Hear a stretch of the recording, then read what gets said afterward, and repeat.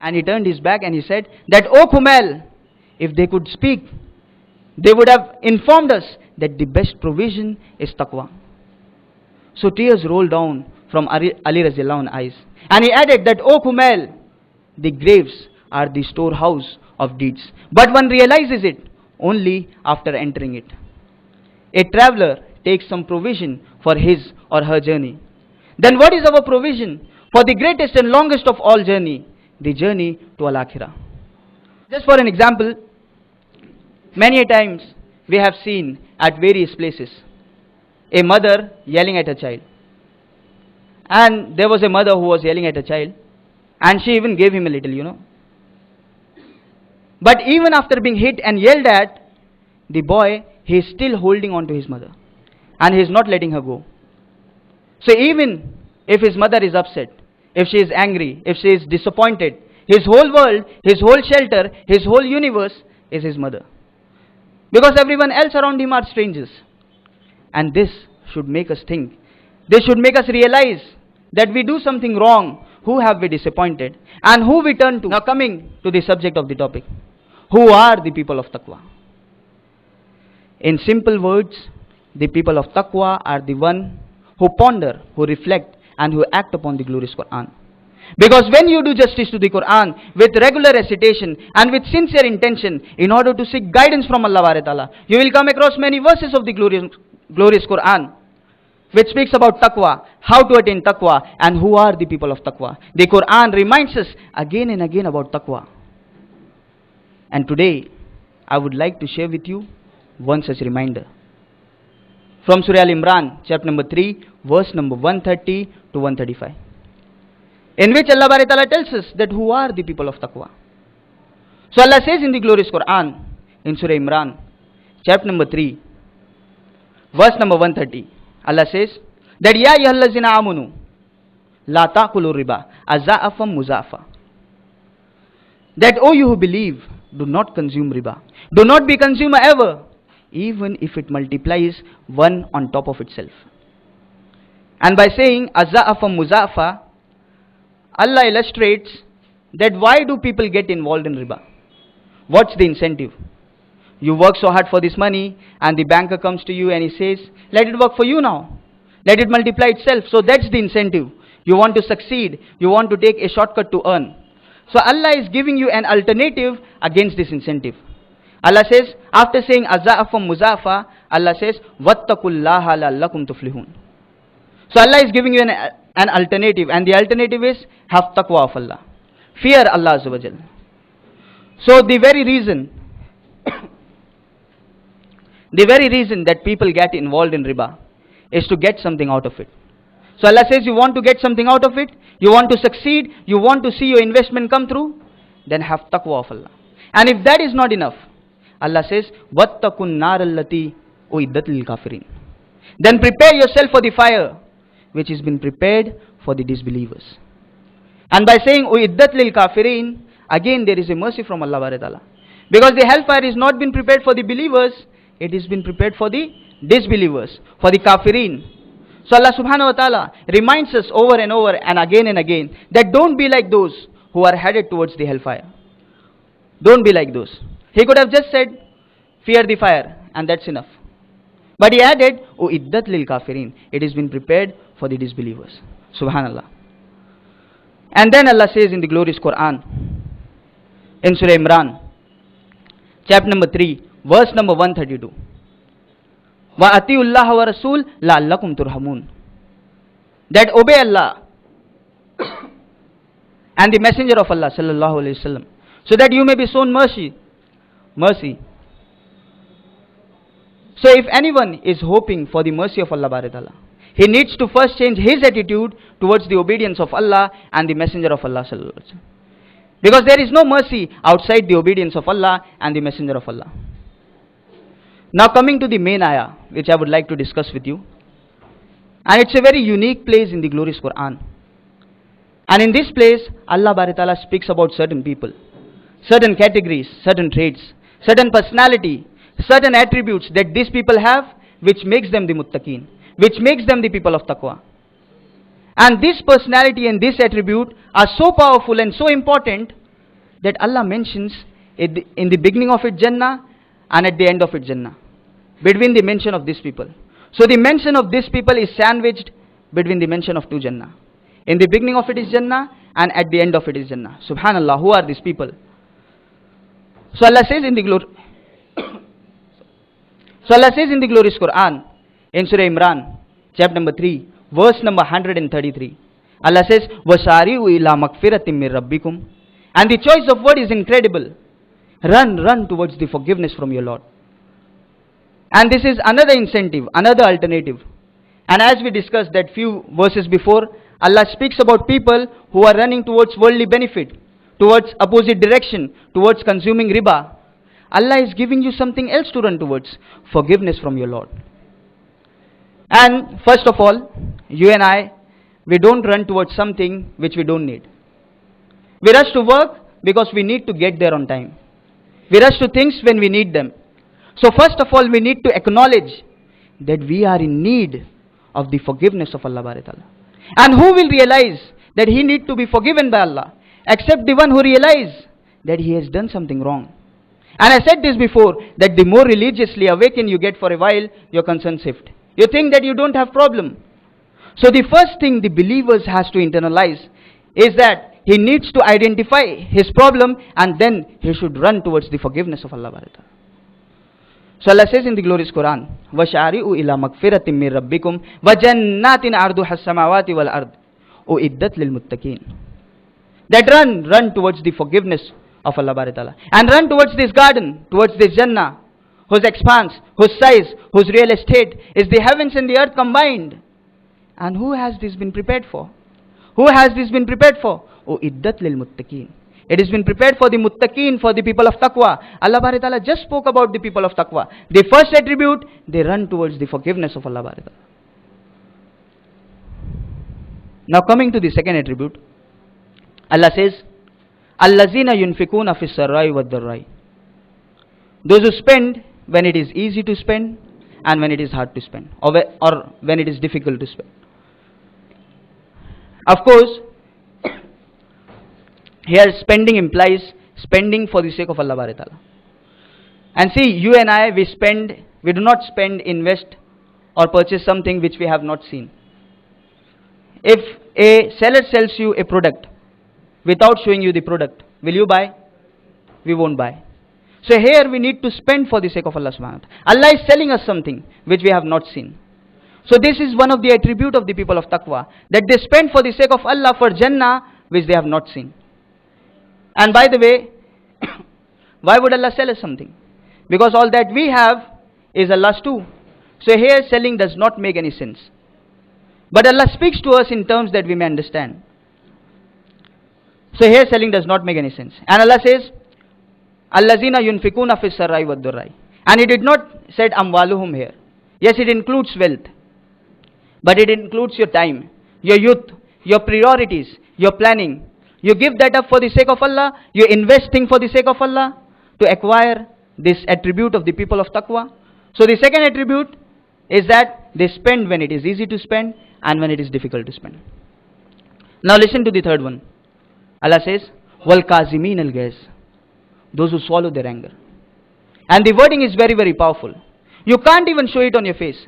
You just have to swallow it as though it was not even there. But today, unfortunately, we see that little things annoy us. And if little things annoys us and makes us upset, how do we expect Allah Bari Ta'ala to forgive our big sins? We want that Allah should not get angry at us and should forgive us. And here we are getting angry at every little thing. Even a little push in a crowded local train makes us angry. And our face becomes like a ghost. So the third attribute of the people of taqwa is that they swallow their anger. Wal kazimin al ghaiz. Now the fourth attribute, Allah says, Wal afina anin nasi. Those who forgive people out of love. Wal afina anin nasi. Now, you and I, we forgive someone who deserve it. But by definition, forgiveness means to give it to someone who does not deserve it. And we are not giving them forgiveness because they deserve it or they want it. We are giving them forgiveness because we want to be in this company of the people of taqwa. You know the Sahaba, they understood this really beautifully well. Just for an example, Hassan Razillahu anh, he was once sitting and the servant brings him a drink. And while he was pouring the drink, he dropped it. And immediately the servant started reciting this ayah.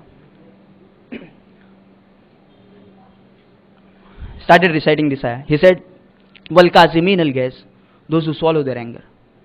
So Hassan Razillahu anh said, I swallowed it. I'm not angry anymore.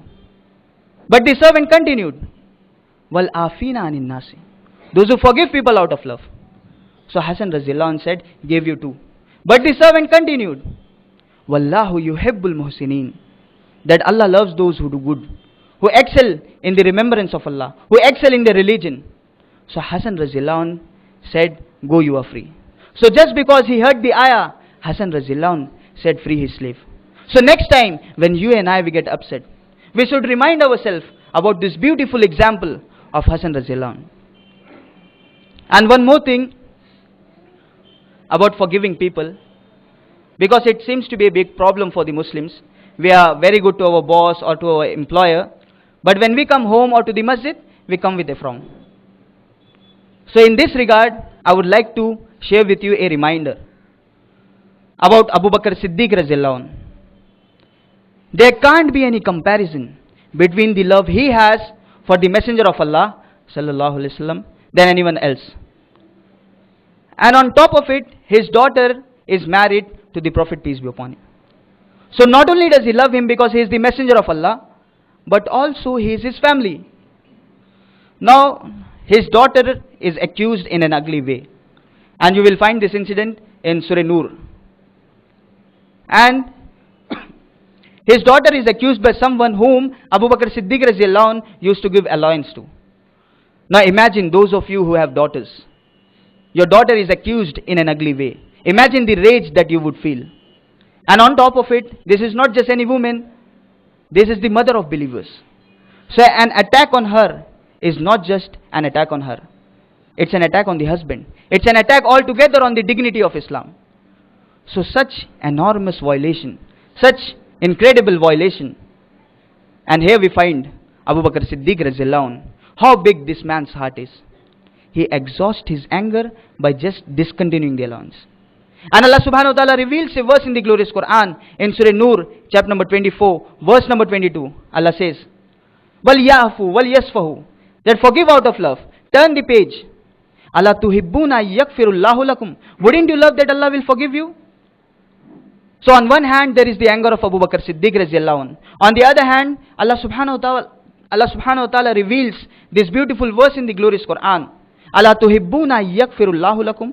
Wouldn't you love that Allah will forgive you?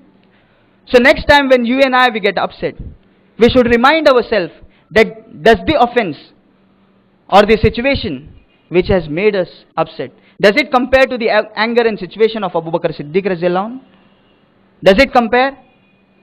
Forget about whether the person deserves it or not, whether he even acknowledges he did something wrong or not. Who cares about whether he's a good guy or not? Because Allah is giving you your forgiveness if you forgive others. So this is the fourth attribute of the people of Taqwa, that they forgive out of love.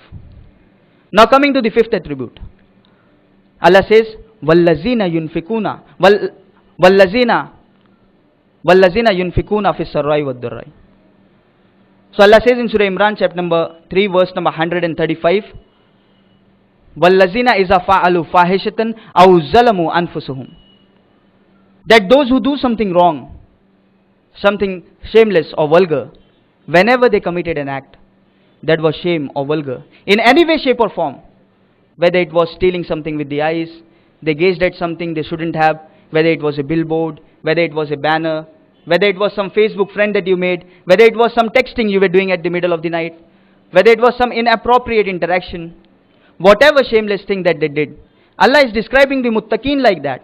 They may fall in this trap too. They are not immune. They are human beings. This might happen. So Allah says, وَالَّذِينَ إِذَا فَعَلُوا فَاحِشَةً أَوْ ظَلَمُوا أَنفُسَهُمْ, or they wronged themselves in any other way. They didn't wake up for their prayers. They didn't give sadaqah. They didn't give charity. They didn't keep family ties. But after they commit a mistake, they do something. And this is the point I want to make. So Allah says, وَالَّذِينَ إِذَا فَعَلُوا فَاحِشَةً أَوْ ظَلَمُوا أَنفُسَهُمْ ذَكَرَ اللَّهَ. They remember Allah. After committing the mistake, they remember Allah. And in this regard, I would just like to tell you about a trick of shaitan. You know, when you go to your office and your boss is angry at you because you are late, you know what you do? You avoid contact with him and you sneak into your cabin. So it's natural that when you disappoint someone, you avoid contacts with them. In the same sense, when we do something wrong, when we do something shameless or vulgar, who have we disappointed? Allah Azza wa Jal. So naturally, shaitan takes an advantage. He comes to you and he says, yeah, that you're going for prayer now, you're hypocrite, you do this and you do that, and now you want to go and attend the peace conference, you're such a two-faced person. So this guy says to himself, yeah, I shouldn't go pray. I'm such a two-faced person. So shaitan takes an advantage. He distances you away from Allah Ta'ala. So he distances you away from Allah. So the true muttaqeen, the true people of taqwa, whenever he does an act which is not becoming of a believer, immediately what does he do? Zakr Allah. He remembers Allah. Fastaghfiru li zunubihim. And they ask Allah to forgive for this sin. They ask Allah to forgive those embarrassing things that they did. Wa may yaghfiru zunuba ilallahi. And who is there to forgive sin if not Allah? So this is the fifth attribute of the people of taqwa. And just for an example, many a times we have seen at various places a mother yelling at a child. And there was a mother who was yelling at a child, and she even gave him a little, you know. But even after being hit and yelled at, the boy, he is still holding on to his mother. And he is not letting her go. So even if his mother is upset, if she is angry, if she is disappointed, his whole world, his whole shelter, his whole universe is his mother. Because everyone else around him are strangers. And this should make us think. This should make us realize that we do something wrong. Who have we disappointed? And who we turn to? So the true muttaqeen, the true people of taqwa, the hopeful of Jannah, he never loses hope in the mercy of Allah Ta'ala. So this is the fifth and the last attribute which I would like to share with you, in which Allah says that whenever they sin, whenever they commit an act which is not becoming of a believer, immediately they remember Allah and they ask Allah to forgive for their sins. So this was in brief some of the attributes of the people of taqwa. And these are not the only attributes. The Quran is full of attributes of the people of taqwa. So in the end, in the conclusion, I would just like to give you an example of Ali Raziyallahu Anhu. Kumail narrates that he was with Ali Raziyallahu Anhu, and he went towards the desert, and he approached a graveyard, and he said that, O dwellers of grave, O you who live amongst ruins, O you who live in the wilderness and solitude, how are you doing in the other world? How has it gone with you there? And he said that as far as our knowledge about this world is concerned, all that you left behind of the wealth has long been distributed. Your children are orphans, and your widows have long since married. Now let us know about your own self. And he turned his back and he said that, O Kumail, if they could speak, they would have informed us that the best provision is taqwa. So tears rolled down from Ali Raziyallahu Anhu's eyes. And he added that, O Kumail, the graves are the storehouse of deeds, but one realizes it only after entering it. A traveler takes some provision for his or her journey. Then what is our provision for the greatest and longest of all journey? The journey to Al-Akhirah. So I would request my brothers to ponder, to act, and to reflect upon this timely Quranic advice and emulate taqwa therein. May Allah subhanahu wa ta'ala make us from those who are the muttaqeen, who are the people of taqwa. May Allah make us of those who spend when it is easy to spend and when it is hard to spend. May Allah make us of those who run towards the forgiveness of Allah Ta'ala. May Allah make us of those who swallow their anger. May Allah make us of those who whenever they committed an act which was shame and vulgar, immediately they remember Allah. And as I said, that who is there to forgive sin if not Allah? May Allah make us of those who forgive people out of love. And may Allah make us attain the very purpose of fasting in this blessed month of Ramadan. May Allah make us the muttaqeen. So with this, I would like to end my talk by quoting a verse from the glorious Quran, from Surah Al-Imran, chapter number 3, verse number 102.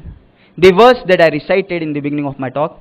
Allah Bari Ta'ala says that Ya ayyuhallazina amanu taqullaha haqqa tuqatihi wa la tamutunna illa wa antum muslimun. That O you who believe, fear Allah as he should be feared, and die not except in the state of Islam. Allahumma indal mauti bi la ilaha illallah amin ya rabbul alamin. Wa akhiru dawana anil hamdulillahi rabbil alamin. Wassalamu alaikum wa rahmatullahi wa barakatuh. Assalamu alaikum. Brother, in the taqwa you mentioned repentance, forgiveness, and being scared and all that. But does somewhere love fit in? Like in this taqwa? Allah Ta'ala has been so merciful, so beneficent. So for that I appreciate. I'm very much thankful to Allah Ta'ala. Does that fit in the signs of those who have taqwa? Thank you. وَالَّذِينَ آمَنُوا أَشَدُّ حُبًّا لِلَّهِ. That those who believe love Allah the most. Brother, is it possible to judge some individual's taqwa, ours or other people's? Can we? Is it possible? Now, I would say that taqwa is measurable. But the instrument or the equipment to measure taqwa is only with Allah Bari Ta'ala.